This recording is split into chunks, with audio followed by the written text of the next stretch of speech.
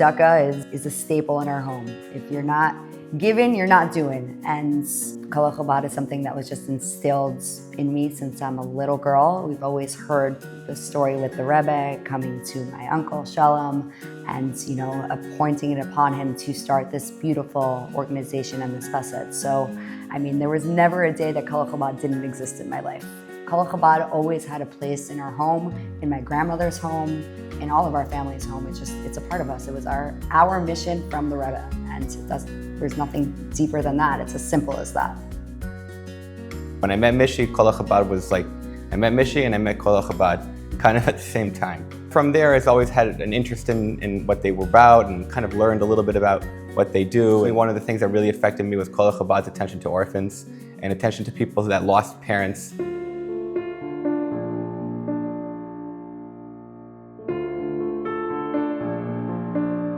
I lost my father when I was a young boy, so having an organization out there that really takes an attention to that specific cause really hits at home for me.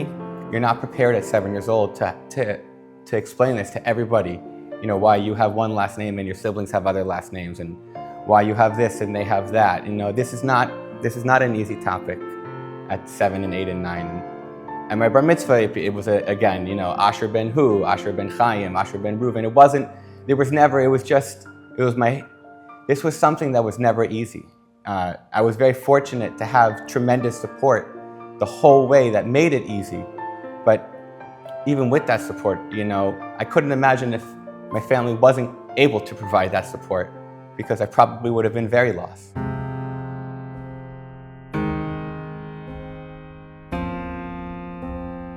When you're younger, you're so unsure of how to explain it, you avoid the topic. But when you get older, it kind of becomes your identity and defines who you are. I know what it's like to be that person, and I know what it's like to be in those shoes, and it's not easy. And I know that Colel Chabad really does provide these resources and this counseling and this assistance and this just overall this sense of belonging to these kids that just feel completely void in that moment, because that's what it feels. It's like, what happened?